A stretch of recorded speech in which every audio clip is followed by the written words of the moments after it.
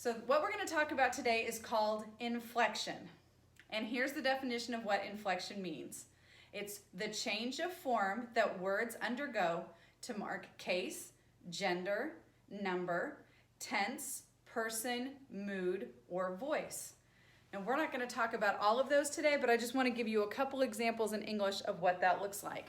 So a change in case is the difference between he, him, and his. As learners of English, you don't really think about the rules about when to use he and when to use him, but if you've spent much time around a little child or someone who's learning English, this is tricky about when to use the subjective and when to use the possessive and all of those things. So that's an example of an inflection of case. If you're talking about gender, right, you can change the word actor to actress to show the gender of the person who is doing the acting. We can change it for plural. For instance, we can take the word chair and we can add the suffix s to make it plural. Now there's more than one chair. There's other forms of plural we can use as well, like child. And then to make that plural, we don't just add an s, we use the word children. So that's an example of a plural inflection. Changing it for person is like taking the word to be and changing the form of the conjugation of that verb. So if it's me, then I say I am. If I'm talking to you, then it's you are. If I'm talking about a third person, then it's he is, right? That is a change in person. So here's an example of temporal inflection, which is what we're going to focus on today in English. Like, for example, I will call mom, right? So maybe mom called earlier and you missed her call, and your older sister says to you, hey, who is that on your phone? And you're like, oh, I will call mom. So, right, like will call means it's future tense. It's something you're going to do in the future you haven't done yet. And your sister says, hey, have you talked to mom? And you're like, I'm calling mom right now. Like, this is me on the phone talking to her right now. Like, see me talking on the phone? This is mom. I am calling mom. Present progressive. It's happening as we speak. And maybe she says, hey, did you ever call mom back? Yes, I called mom. ED makes it past tense to let you know that it's already happened. Those are examples of temporal inflection. We can do the same thing in American Sign Language, except the rules are a little different. In English, we tend to inflect a word by changing its spelling, actor to actress, or adding a prefix or suffix, like chair to chairs, or like call to called. When we make that change in ASL, the rules are a little different. Instead of adding to the sign, we're just going to change the movement parameter in order to change the temporal aspect, to give it that temporal inflection. So there are three kinds of temporal inflection in ASL. The first one is uninflected.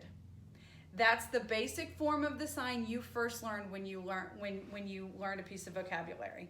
Like, for instance, we just learned the sign cough, right? So an uninflected verb would be, she coughed to get our attention, right? A little Dolores Umbridge there for you, like, and everybody looks up at her, right?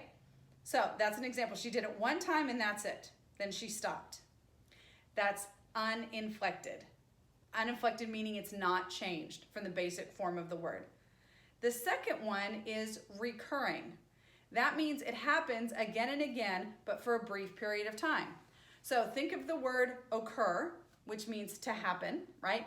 Recur means to happen over and over and over again. So she coughed every time she stepped outside.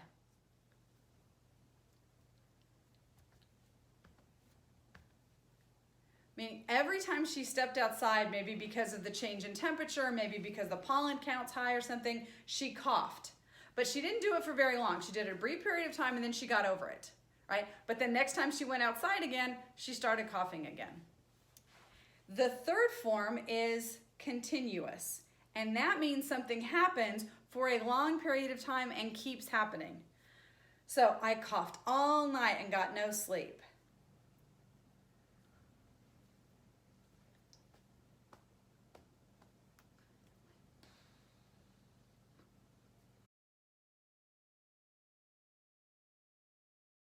Here's another example. I stood up. That's uninflected because it happened one time. Maybe this because the judge walked into the room and everyone stands out of respect for the court. So that's uninflected, one time, I stood up. And if you look on the chart, you'll see how it's glossed. Next to that, it's just the word stand, right? Because that's all you do. It's that basic sign I taught you like the first week of ASL 1 to stand up. A recurring sign is, if you signed it as a recurring sign, that's something that happens over and over and over again. Like maybe you're in a very liturgical church service. So you stand up every time you sing a song. You stand up every time someone reads the scripture. You stand up out of reverence for the priest. Whatever, there's a whole bunch of reasons that you might stand up in church. Okay, so that's recurring. But you don't stand up the whole service. Between those times, you sit back down in the pew. That's recurring. So on the chart, you'll see that it's glossed with a plus plus because you stand up and then you stand up and then you stand up. And you could sign that you stand up and then you sit down and then you stand up and you sit down. But it's still that recurring pattern that happens over and over and over again. And then our third inflection is continuous. Like I stood for 2 hours.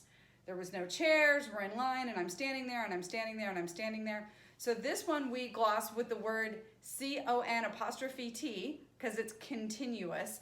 And that's often signed with little circles. I didn't just stand up, or I didn't keep standing up. Now, I'm standing up, but I'm doing it for a long time, and it circles when I do it, like it's just kind of tedious that I had to keep doing it for so long. Now, it's not coincidence that I saved this lesson to teach you while we learn sicknesses and illnesses, because there are tons of those signs that can use temporal inflection. Not every sign can, not every verb can, but a lot of the ones we've learned recently can use those signs. So I want to go through some of those with you now. Like the sign hurt, right? You can just sign hurt, but you can also it keeps hurting and it keeps hurting. Like you didn't just get a headache, but if you've got a migraine, it just keeps going. You've got this like constant migraine all the time. Or every time it rains, my knee hurts. So like it rains and my knee hurts, and it rains and my knee hurts. That would be recurring. We just talked about cough. Runny nose, right? My nose is running. So please give me a Kleenex, my nose is running. Or like every year in the spring, my nose runs. Or just for the whole 3 weeks that the pollen count was high, my nose was running. See, now I'm signing it with circles. It doesn't mean every spring it does it for a period of time and then stops. That whole 3 weeks the pollen was high, my nose ran. So now I'm signing it with circles. Your textbook uses the example to vomit, okay? So another example there would be, I had some bad fish and then I threw up. One time, that's food poisoning. Usually you get it out of your system and then you're done, right? You just threw up one time. But maybe it's a recurring thing.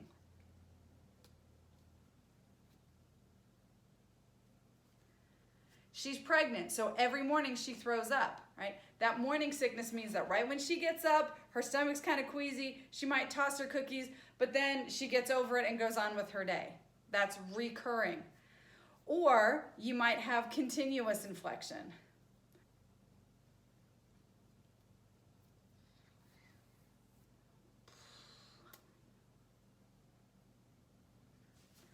Her medicine makes her queasy, so she threw up the whole time. Right? So it's that continuous period of time that she threw up, like she threw up all night long after taking the medicine. Not every sign can be inflected every single way, okay? But a lot of these on this list you can use inflection for.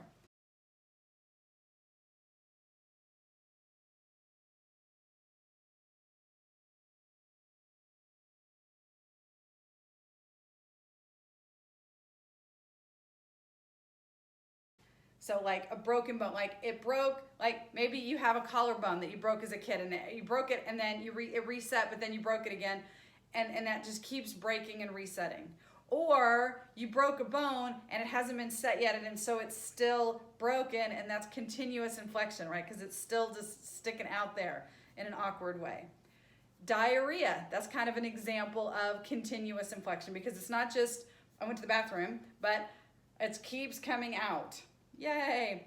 There's lots of other words we've talked about that you can use in temporal inflection on, like the word date. I told you a long time ago you can sign date or you can sign date. So the reason you can sign it either way, it really depends on temporal inflection. So here's where we're going to get picky about how you sign it. Like last night I went on a date. I signed it twice, that's it. But if you wanted to say we have been dating for 3 months, now it's supposed to be in circles because we've dated that whole 3 months. It wasn't just one evening that we went out and I said, oh, never again. We've been dating that whole time. So that's the difference between this and that, is that continuous inflection. Stay, right? I'm gonna stay home. Just stay there, don't leave, keep staying there. It's a lot of that going on lately, isn't there? We talked about the sign to call earlier, but we talked about it mostly in English and ASL. You can be like, I called her, right? And that one's also directional, right? I called mom, right? Called her. That's uninflected. If it was recurring, I called her and I called her and I called her and she wouldn't answer, so I kept calling and I kept calling and I kept calling. That's different than like I was on the phone for 3 hours. Now it doesn't have that big movement. It has that little, but we stayed on the phone and talked all of that time. So hopefully that'll make, some of these examples will help clear up the 3 kinds of inflection. Keep in mind that not every sign can be inflected every single way. Sometimes you can only do recurring or you can only do continuous. So here's a couple words you can use for those signs that can't be inflected. For example, if something's uninflected and it just happened once, then just, right? It's done, it's over, it's complete. So that shows it's uninflected. If you can't inflect it, but you need to show it's recurring, you can say again and again and again. And really, if you look at that sign, you can do it this way, or you can do it continuously. So there's another sign. Even though that's not a verb, you can still use again as a recurring or a continuous verb, or just uninflected, do it one more time, right? Continue, if you need a continuous, right? Keep going. That's literally the sign to continue. So one thumb's on top of the other thumbnail, and it pushes forward.